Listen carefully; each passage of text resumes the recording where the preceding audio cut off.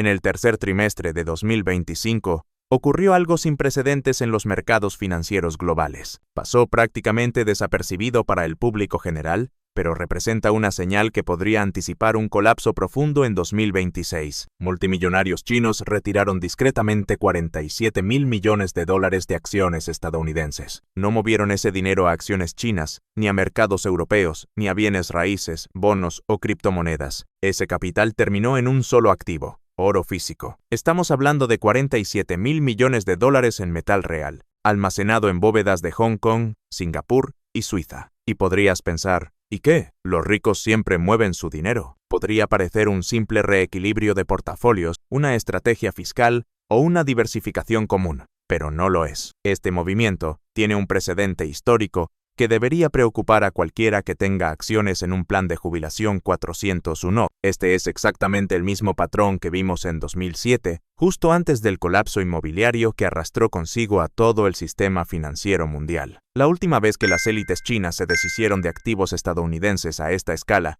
el S&P 500 cayó un 57% en los siguientes 18 meses. Lehman Brothers quebró, Bear Stearns desapareció, y los estadounidenses perdieron $8 billones en riqueza. Todo comenzó cuando los inversores chinos vendieron discretamente activos estadounidenses y se refugiaron en el oro, tal como lo están haciendo ahora. Permíteme mostrarte las pruebas, porque lo que está sucediendo no es especulación ni teoría de conspiración. Son datos oficiales, concretos y medibles. Si quieres que también te explique cómo proteger tu patrimonio antes de 2026, dímelo ahora mismo. En el tercer trimestre de 2025, es decir, julio, agosto y septiembre, los inversores chinos vendieron un total neto de $47.200 millones en acciones estadounidenses. Esta es la mayor venta trimestral registrada desde que se empezaron a recopilar estos datos en 1998. Pero aquí es donde la historia se vuelve realmente inquietante. Esos $47.000 millones no desaparecieron en el aire. Fueron a parar a un destino muy específico. Según el informe más reciente del Consejo Mundial del Oro, las compras de oro realizadas por China en el tercer trimestre de 2025 se distribuyeron de forma casi idéntica a la cantidad retirada del mercado estadounidense. Los inversores individuales compraron $28.300 millones en lingotes y monedas de oro físico. Los compradores institucionales adquirieron $12.600 millones en ETF de oro. Las oficinas familiares trasladaron $6.300 millones a bóvedas privadas. Si sumas esas cifras, obtienes $47.200 millones. La misma cantidad. Vendieron acciones estadounidenses y las reemplazaron con oro. Y lo importante es que no se trata de pequeños inversores comprando unas cuantas monedas. No estamos hablando de gente común guardando oro en su casa. Estamos hablando de las familias más ricas de China, la élite multimillonaria, personas con acceso a información privilegiada, personas que rara vez actúan sin un propósito claro. Por ejemplo, Pony Ma, fundador de Tencent, redujo sus inversiones en Estados Unidos en un 40% y compró $2.100 millones en oro. Jack Ma, fundador de Alibaba, vendió sus últimas posiciones en Amazon y Meta y destinó $890 millones a oro. Wang Yanlin, de Dalian Wanda, liquidó toda su cartera estadounidense y transfirió 1.700 millones a oro físico. Este no es el comportamiento de un inversor minorista asustado, es el comportamiento de algunos de los inversores más sofisticados y conectados del planeta, gente que recibe información que tú y yo jamás veremos, y están huyendo, no caminando, de las acciones estadounidenses hacia el refugio más antiguo que existe, el oro. Para entender por qué esto es tan significativo, debemos retroceder solo 12 meses. En el tercer trimestre de 2024, los inversores chinos fueron compradores netos de acciones estadounidenses. En ese momento añadieron $23.000 millones a sus posiciones. Hoy están vendiendo $47.000 millones. Eso representa un giro total de $70.000 millones en apenas un año. Este cambio no tiene precedentes. Durante 40 años, los inversores chinos han estado acumulando activos estadounidenses. Desde que Deng Xiaoping abrió la economía china en 1978, el flujo de capital chino hacia Estados Unidos fue casi siempre unidireccional. Entraba, no salía. Incluso en momentos de crisis, como el estallido de la burbuja.com, la crisis financiera de 2008, o la pandemia de la COVID-19, los inversores chinos seguían comprando activos estadounidenses. Veían las caídas como oportunidades, pero ya no. El tercer trimestre de 2025 marca la primera reversión sostenida de esta tendencia de 4 décadas. No solo están reduciendo exposición, están saliendo por completo, están abandonando el mercado estadounidense y refugiándose en el oro. Y cuando el capital más inteligente del mundo, que ha comprado durante 40 años, de pronto decide hacer lo contrario y huir en estampida, no estamos ante una oportunidad de inversión, estamos ante un incendio de máxima gravedad. Ahora, para comprender lo que esto implica, debo llevarte a 2007, porque esto ya pasó antes, una sola vez, pero pasó, y las consecuencias fueron devastadoras. Exactamente una vez, el mercado inmobiliario estadounidense alcanzó su punto máximo. Bancos, propietarios e inversores estaban convencidos de que el precio de la vivienda solo podía subir. Las hipotecas subprime se empaquetaban en productos financieros con calificación AAA y se vendían alegremente a fondos de pensiones y aseguradoras de todo el mundo. Sobre el papel, nada podía salir mal. El S&P 500 alcanzó un máximo histórico de 1.560 y 5 puntos en octubre de 2007. El sentimiento era de euforia. La economía parecía sólida, el desempleo estaba controlado y las bolsas marcaban récord tras récord. Pero en medio de este aparente paraíso financiero, había un detalle incómodo que casi nadie vio. Los inversores chinos ya estaban vendiendo. Según datos del Departamento del Tesoro de Estados Unidos, los inversores chinos vendieron un total neto de 31.000 millones de dólares en acciones estadounidenses entre el cuarto trimestre de 2006 y el segundo trimestre de 2007. No fue un movimiento brusco y dramático. Fue silencioso, gradual, calculado, y lo más sorprendente es que los medios financieros occidentales casi no le prestaron atención. CNBC ni siquiera lo cubrió. Bloomberg lo mencionó una única vez, como una nota al margen. Los analistas de Wall Street, cuando se les preguntaba, decían que solo era un reequilibrio de carteras y que no había nada de qué preocuparse. Pero lo que vino después fue todo menos inofensivo. La cronología es escalofriante. Cuarto trimestre de 2006. Comienzan las ventas chinas, con desinversiones por 8.200 millones de dólares. Primer trimestre de 2007. Las ventas se aceleran hasta 12.500 millones. Segundo trimestre de 2007. El volumen alcanza un máximo de 10.800 millones. Mientras tanto, la narrativa oficial seguía siendo optimista. En junio de 2007,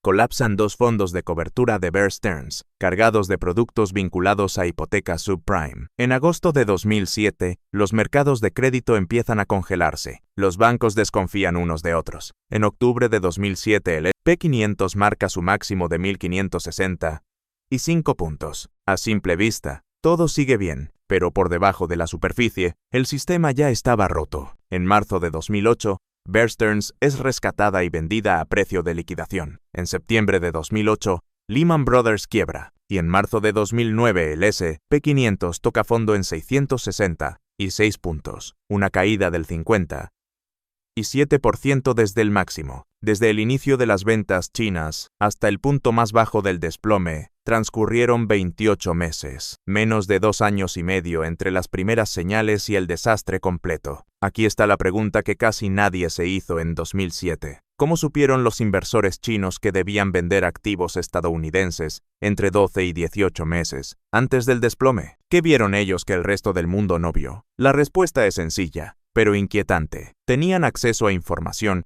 que los inversores minoristas occidentales nunca tuvieron. Los multimillonarios chinos contaban con 3 fuentes de información que les daban una ventaja enorme sobre el resto del mercado. Si quieres que grabe un video completo solo explicando cómo detectar estas señales ocultas antes de que revienten los mercados, deja la palabra señales en los comentarios y suscríbete ahora mismo. La primera fuente era el acceso a datos de producción, inteligencia económica en tiempo real. China fabrica prácticamente todo lo que consumen los estadounidenses, desde electrodomésticos hasta juguetes, pasando por electrónicos, textiles y componentes industriales. Cuando Walmart, Target y Amazon comenzaron a recortar pedidos para la campaña de Navidad de 2007, los dueños de fábricas en China fueron los primeros en saberlo. No tuvieron que esperar a que salieran los datos oficiales de ventas minoristas. Lo vieron directamente en sus órdenes de producción, 6 meses antes de que esa realidad apareciera en los informes de PIB de Estados Unidos. Los fabricantes chinos detectaron la desaceleración en el cuarto trimestre de 2006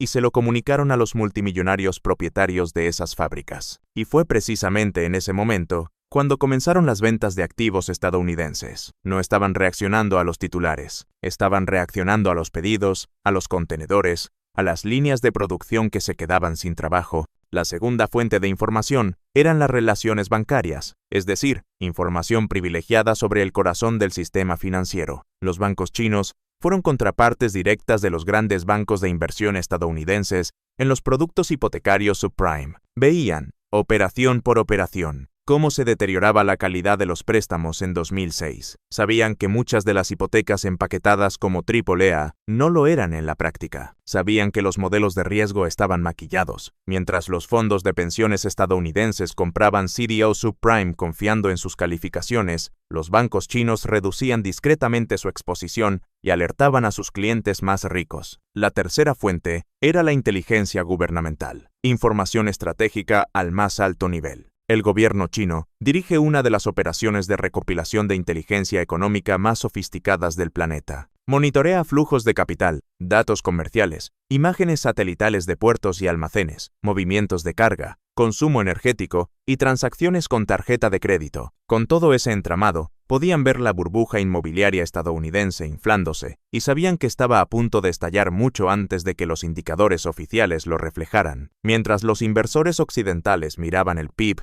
la tasa de desempleo y los resultados trimestrales, los servicios de inteligencia chinos estaban observando en tiempo real cuántos contenedores salían y cuántos dejaban de salir, cuánta mercancía se quedaba en los puertos y cuántas fábricas reducían turnos. Esa diferencia de información es abismal. Cuando los multimillonarios chinos comenzaron a vender a finales de 2006, no estaban adivinando, no estaban reaccionando al miedo ni dejándose llevar por los titulares. Sabían con bastante precisión lo que se avecinaba. Tenían datos adelantados al resto del mundo entre 6 y 12 meses. Ahora, quiero que tengas esto muy presente, porque es clave para entender lo que está ocurriendo hoy. La combinación de datos de producción, relaciones bancarias e inteligencia gubernamental les permitió anticipar la crisis de 2008 con una precisión que el inversor promedio nunca tuvo. Y esa misma combinación de factores es la que hoy les está diciendo que algo muy similar podría repetirse. Ahora veamos 2025. Los multimillonarios chinos vendieron 47.000 millones de dólares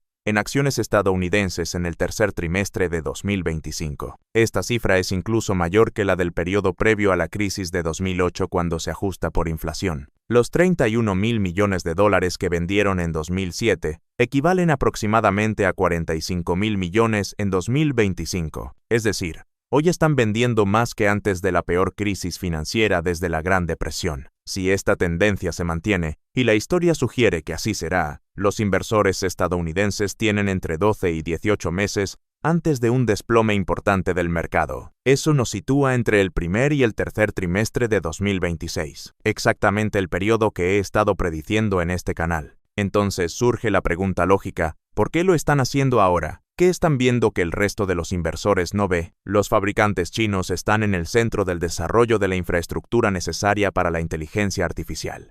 Fabrican servidores, chips, sistemas de refrigeración, fuentes de poder y componentes críticos, y están enfrentándose a un problema alarmante, una caída significativa en los pedidos. Según datos de la Asociación de la Industria de Semiconductores de China, los pedidos de chips relacionados con IA en el tercer trimestre de 2025 disminuyeron un 22% respecto al trimestre anterior. Esta es la primera caída desde el lanzamiento de ChatGPT a finales de 2022. Los fabricantes chinos detectan los cambios en la demanda con 6 a 9 meses de anticipación. Lo saben antes de que aparezca en los resultados corporativos de Wall Street. Cuando Nvidia, AMD, Microsoft y Amazon redujeron sus pedidos de chips en el tercer trimestre de 2025, las fábricas chinas lo notaron de inmediato. Los inversores estadounidenses no verán reflejada esta desaceleración hasta los reportes del cuarto trimestre, que se publicarán en enero de 2026. Para entonces, será demasiado tarde. Los multimillonarios chinos propietarios de esas fábricas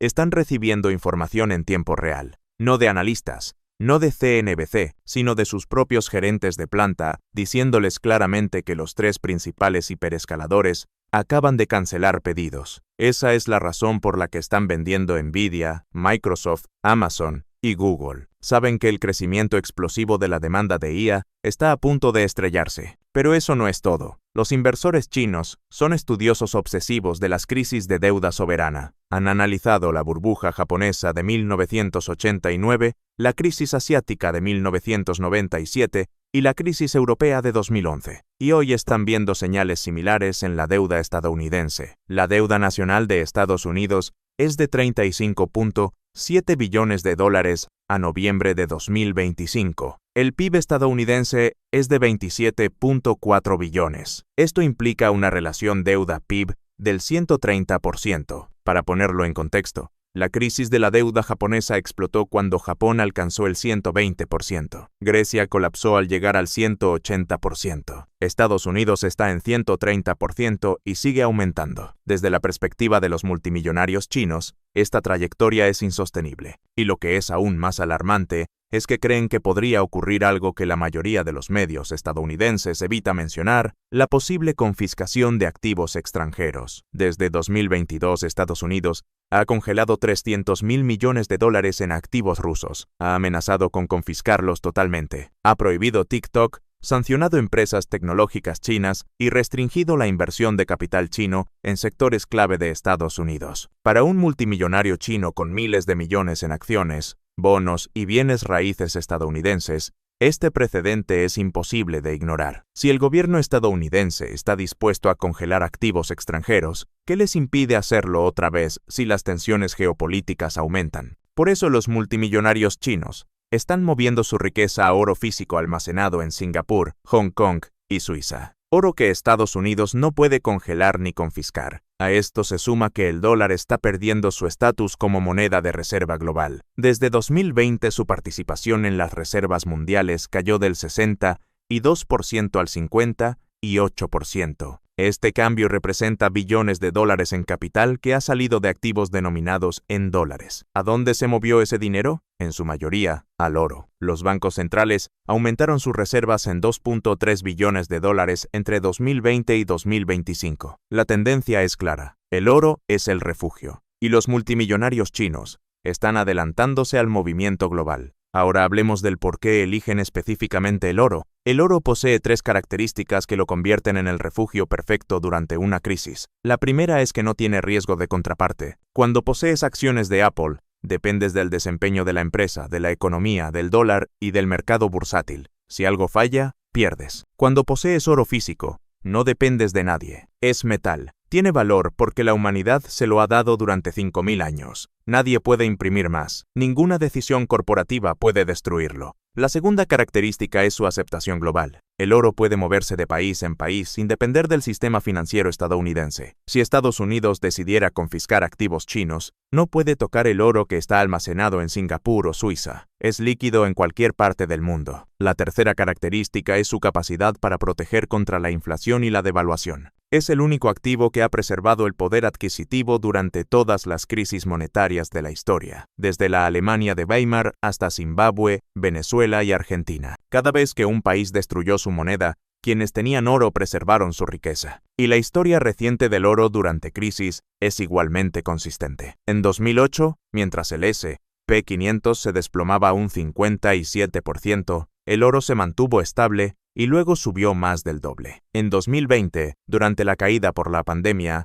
el oro subió un 31% en 8 meses. Si este patrón se mantiene, el oro podría moverse de $2.650 a niveles de $3.200 o incluso $3.500 durante el punto más bajo de la caída en 2026. Después, durante la recuperación de 2027 y 2028, podría alcanzar entre $4.000 y $4.500. Y esta vez el panorama es aún más favorable porque los bancos centrales están comprando oro en cantidades récord. En el tercer trimestre de 2025, los bancos centrales compraron 337 toneladas. El Banco Central de China añadió 78, India 42, Polonia 34 y Singapur 28. Al mismo tiempo, la oferta está estancada. No hay descubrimientos importantes de nuevos yacimientos, y las minas actuales están llegando a su límite. Oferta estable, demanda creciente. El resultado es inevitable. Esto nos lleva a la dinámica crítica que la mayoría de los inversores no entiende. La fuga de capitales no ocurre de golpe, se da en 3 oleadas, y ahora mismo estamos en la primera. La primera ola es la del capital inteligente. Los multimillonarios, los fondos soberanos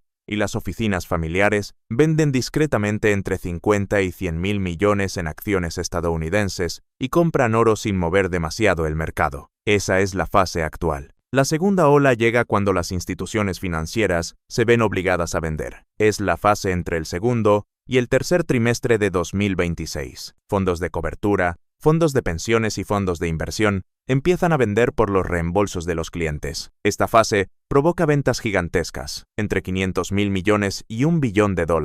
Esta es la ola que desencadena el desplome. La tercera ola llega cuando el minorista entra en pánico. Los inversores de a pie, los titulares de 401, las personas comunes, venden en el peor momento. Entre 2 y 3 billones de dólares salen del mercado en el mínimo. Esta es la fase más dolorosa y la que genera la capitulación final. En noviembre de 2025, estamos todavía en la ola 1. Los multimillonarios chinos están saliendo silenciosamente. Warren Buffett tiene 330 y 4.000 millones en efectivo. Michael Burry tiene 1.100 millones en opciones de venta. Los inversores inteligentes ya están posicionados. Si actúas ahora puedes vender acciones a los precios actuales, antes del desplome, y comprar oro a $2.650 antes de que suba más de 3.500. Puedes evitar el pánico institucional de la ola 2 y la capitulación de la ola 3. Pero si esperas, serás tú quien venda barato y compre caro. La decisión que tomes en los próximos meses determinará tu posición en los próximos años. Evalúa tu exposición. Calcula cuánto tienes en acciones estadounidenses. Si supera el 50%, estás sobreexpuesto. Reduce tu posición a un rango entre el 30 y el 40%. Aumenta tu asignación en oro entre un 15 y un 25%, preferiblemente combinando oro físico, ETFs y una pequeña porción en mineras. Reduce tu inversión en tecnología sobrevalorada. Aumenta tu liquidez. Mantén entre un 20 y un 30% en efectivo. Y establece un cronograma claro para actuar antes del segundo trimestre de 2026, cuando la caída probablemente comenzará. Para los próximos 2 o 3 años, la cartera recomendada sería 30% en acciones de calidad como Microsoft y Google, más sectores defensivos, 25% en oro físico y ETF, 25% en efectivo, 15% en bonos, 5% en mineras de oro, como posición especulativa. Los multimillonarios chinos ya tomaron su decisión. Están retirando 47 mil millones de dólares y moviéndolos a oro. No se equivocaron en 2007, no se equivocan ahora. La pregunta es, si tú actuarás con anticipación, o si serás parte de la estadística que vende tarde y compra caro. Si quieres que te prepare una guía gratuita para reorganizar tu cartera antes de 2026, escribe la palabra GUIA en los comentarios y dale like a este video.